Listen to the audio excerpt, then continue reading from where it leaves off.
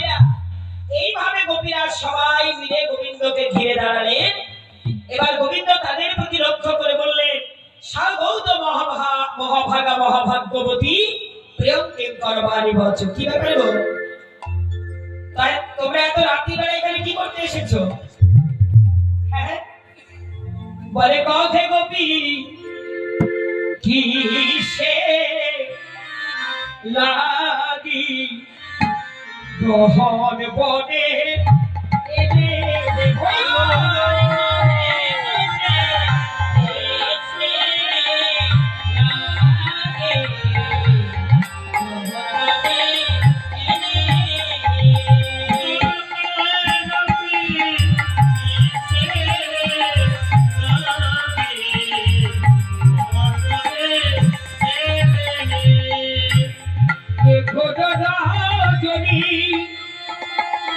তোমরা নিজ প্রতি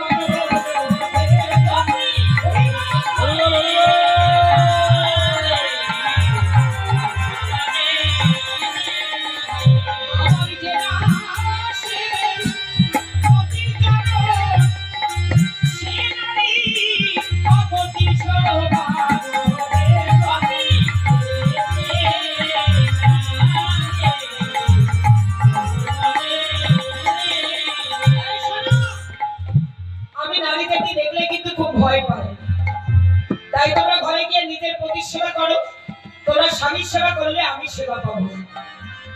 গোপীরা মনে মনে চিন্তা করছে, এত রাত্রিবেলাতে ডেকে নিয়ে এসে অপমান করার কারণটা কি গো? ক্রোধ ভরে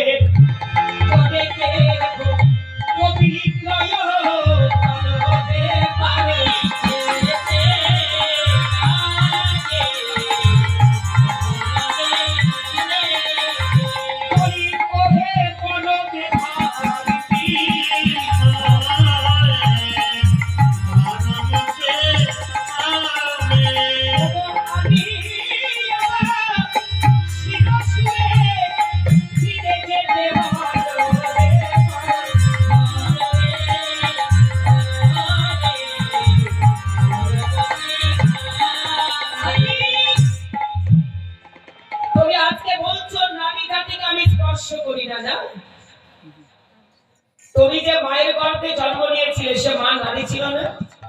কি গো মায়েরা, নারী ছিল না? তুমি নারী জাতিকে অপমান করছো, নারী জাতিকে স্পর্শ করি না, নারী জাতি দেখলে ভয় লাগে, এরকম তোমার কেমন কথা? তুমি 12 দিনের শিশু, তুমি পুতনাকে বধ করেছো না? তাহলে পুতনা কে ছিল? নারী ছিল না মা? তাহলে তুমি, তোমাকে তো আমরা ধার্মিক বলে মনে করি, তো এত বড় ধার্মিক হয়ে এই অধর্ম কথা বলতে তোমার লজ্জা করে না? মিথ্যা কথা বলতে একটু বাধে না? জোরের মুখে ধর্মের গালি শুনে যে পাই হাসি রে পারা।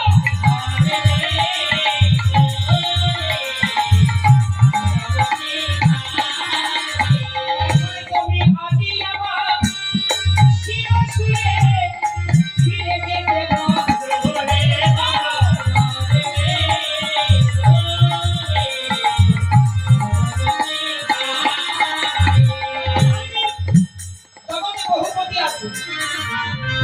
ইন্দ্র দ্বারা অধিপতি, শিব কৈলাস অধিপতি, নারায়ণ বৈকুণ্ঠ অধিপতি, আর তুমি হচ্ছে আমাদের গোলক অধিপতি।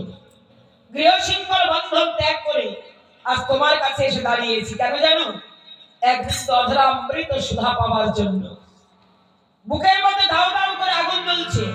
হ্যাঁ, তোমাদের আগুন জ্বলছে, তা আমি কি করবো? যমুনার জলে ঝাঁপ দাও, তাহলে নিভিয়ে যাবে। দেখো ধার্মিক, যমুনার জলে ঝাঁপ দিলে এই আগুন নিভাবে না।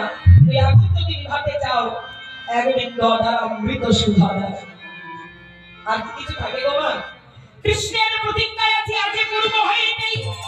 যে দলিতে ভাগে তারে ভাগ দিতে সেই প্রতিজ্ঞা ভঙ্গ হলো গোপীর ভজনে। এ কারণে বিধি হলেন গোবিন্দ গোপীদের সঙ্গে। কথা শুনি কৃষ্ণের আগৈ পজির হলেন তারা।